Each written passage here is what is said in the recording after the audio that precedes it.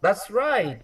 No? Ladies and gentlemen, this is André Marie Ampère, no? From the Kingdom of France during the 1700s, no? So, what is the significant contribution of Ampère? He was the one who provided a mathematical treatment to what Ørsted discovered. He was able to formulate, no, a law which we now call Ampere's law, na i-discuss ko later, which is used to describe how electricity creates magnetism. Okay? Now, may na-discover din si Ampere, no? Aside from developing a mathematical framework which served as the basis of what Ørsted discovered, no? Which we now call Ampere's law, Ampere also discovered that if you have two current-carrying conductors, no? These two current-carrying conductors would attract or repel as if they are magnets. O, di ba? These two current-carrying conductors would attract or repel depending on the direction of the current.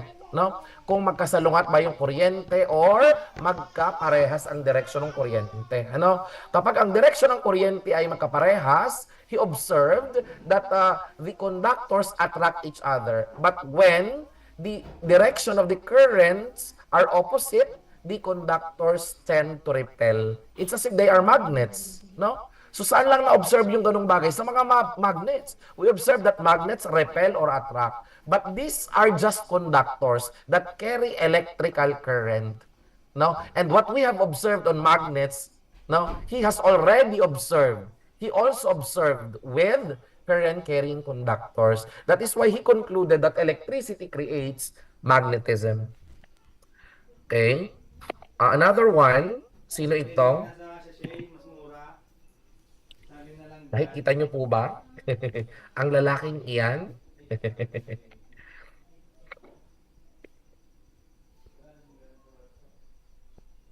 Sino ang lalaking ito? That's right. This is Michael Faraday. Ano? Michael Faraday. Now, what is the most significant contribution of Michael Faraday in electromagnetism? Si Michael Faraday lang naman po ang nakadiscover ng laws of electromagnetic induction, no?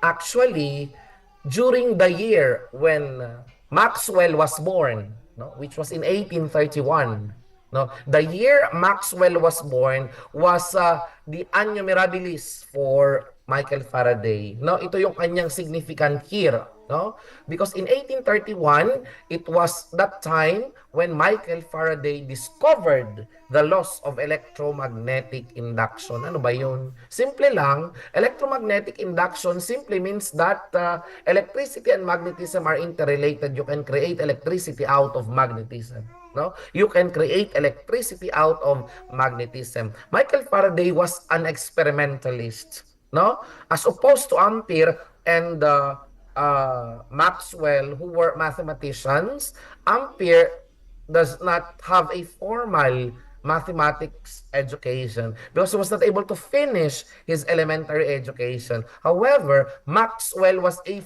prolific experimentalist. Magaling siya sa hands-on, kumbaga. Doon siya magaling sa practical. He conducted a lot of experiments in electricity and even in electrochemistry. No? At doon niya naimbento ang kauna-unahang generator. O, biruin niyo. The first ever generator was invented by Michael Faraday, including the first ever electric motor. Okay? However, Michael Faraday had his limitations because he cannot create or formulate mathematical framework from which he can base his discoveries. No? He was able to hit a wall. Why? Because of his limitations. He cannot do the math. He cannot do the math. However, in many of his expositions, there is this young physicist and mathematician who would always attend his lectures. Okay? This mathematician attended several lectures of Faraday in London. the Royal Society, and he compiled all the necessary equations na hindi magawa ni Michael Faraday. And one day, this young mathematician, no, approached Faraday into his office. Paano ko nalaman? I was there. Andun ako, no? Janitor ako nun sa office. This young mathematician, no, made a compilation of the lectures of Faraday, and he formulated the necessary equations to back up what Faraday had discovered, which Faraday himself was not able to formulate because he cannot do the math. So one day, this young mathematician knocked onto the door in the office of Michael Faraday and handed him a volume of the compilations that he made. Can you now guess, this young mathematician who I am referring to, na gumawa ng math na hindi magawa ni Michael Faraday? Kilala nyo ba ang tinutukoy kong tao? Kilala nyo ba? Yes, very good. It's actually James Clerk Maxwell. No? So, personally, nag-meet sila at sila ay naging magkaibigan. Mabuting magkaibigan yan, dalawang yan. No? However, of course, Faraday was senior. No? He is 40 years older than Maxwell. But despite their age, they had several engagement together discussing, of course, their interests in electricity and magnetism. So, of course, diniscuss natin yung history para naman may idea kayo dun sa Maxwell's equations na ating pag-aaralan para may idea kayo kung saan galing yung mga yan. Of course, this is not just the work of Maxwell. We would like to recognize also some of the important figures who contributed to the developments of Maxwell's equations by Maxwell. Okay? So ngayon, I would like to give you these Maxwell's equations, no? Bigay na natin. Ilan nga yun? 4, 'di ba? Okay, isa-isahin natin ha. Ang Maxwell's equations na yan ay 4 na partial differential equations. Sila ay may pangalan, no? Now, meron niyang tinatawag na integral form. Later na lang 'yon, ano? Kumbaga, yung isang equation naka-derivative, yung isang equation naka-integral. But basically, they mean the same thing. Okay? Ang advantage ng differential form, mas intuitive siya. Mas practical gamitin. No? But when it comes to the actual statement of the law, yung integral form, mas useful. Okay? Unahin natin yung unang equation. Ano? Ano ang tawag sa equation na ito? Actually, bago natin alamin kung ano ang tawag sa kanya, I would like to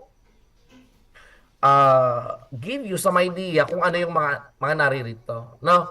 So Maxwell's equations are vector differential equations because they contain vector quantities. Ano? So itong ina ito na naka-bold na may arrow, yan ay electric field, no? Electric field ito. Okay? Anong nire-represent nung E? Electric field. At anong nire-represent nung rho? Yan ay charge. O yun lang yun. Ano?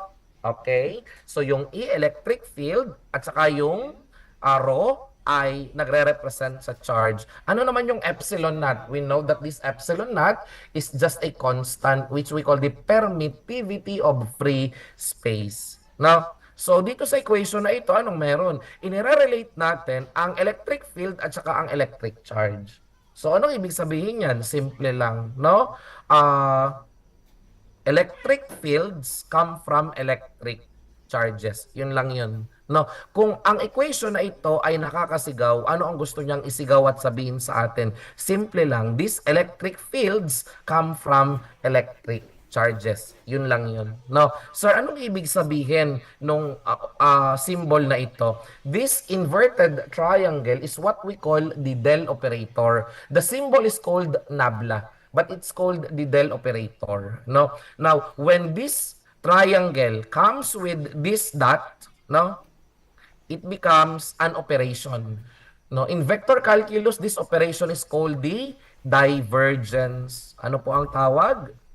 Ang tawag sa operation ay divergence. Okay. So anong ibig sabihin ng divergence? Simple lang, no? Imagine sa isang point, no? Kapag in-evaluate mo ang divergence ng isang vector, ibig sabihin lamang nun, may lumalabas doon sa point na yon. Something diverges out of the point. Something emanates from a point. No? So anong ibig sabihin nito? Simple lang. Sa isang point, kung saan may electric charge, may nag-e-emanate na electric field. Kaya sinasabi natin, electric fields come from electric charges. Yun lang yun. Again, this triangle that comes with a dot forms what we call the divergence operation. No, anong ibig sabihin nun? Simple lang. The divergence operation tells us that at a point, no, something comes out of it. Something emanates from it, no? Ano yung something na yun? Eh di yung vector. Eh ano ba yung vector na yan? Electric field. Kaya ang sabi natin, electric field comes from a point where there are electric charges. So kung ating napansin, sa equation na ito, meron tayong cause and effect. No? Ano yung cause? Yung right hand side. Ano yung effect? Yung left hand side. No? Saan ang galing ang alin? No? Okay. Ang electric field ay nanggagaling sa mga electric charges. Yun lang yun. So ano ang pinanggalingan? Electric charge. No? Ano ang naging effect ng electric charge? Yung pagkakaroon ng electric field. So this equation has two parts. The left-hand side is the effect. The right-hand side is the cause. No? So pag ating ininterpret, simple lang. This electric charge is the one that produces electric field. Paano natin nalaman yan? Kasi sabi ng equation, the divergence of E is equal to rho over epsilon naught. So how do we interpret?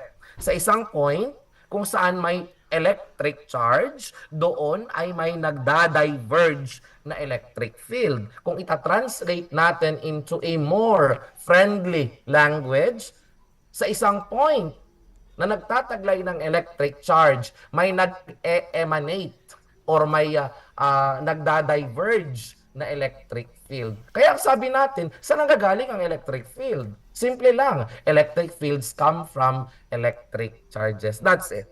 Okay? O ngayon, anong tawag sa equation na iyan? Baka yung iba sa inyo alam, anong tawag dyan sa equation na iyan? Tingnan nga natin. Anong tawag? Ang tawag dyan ay anyone? Who among you can recognize this equation? It's called Gauss's law, sabi ni Mr. Parba. Yes, that's right. This is called Gauss's law. Pero lagyan natin ng specific detail. Gauss's law for electric fields. Why? Because there is another Gauss's law for magnetic fields, no? Which is basically the second equation, no? Okay. So in the second equation, anong meron? Meron tayong pangalawang vector quantity. Ano naman ang nire-represent nung B, no? This B represents magnetic. At ba ganito siya? Magnetic field. Pangit. Wait lang po ha. Ayusin ko lang yung aking pen. Ba ganito to? Kailan naman kailangan? Nung isang araw naman, hindi ganito ito. Nung isang araw naman, maayos siya. Okay. I-erase natin. Ayan o. Nakikita nyo po yung ano? Yung lumalabas. Mapagsulat ng ayos.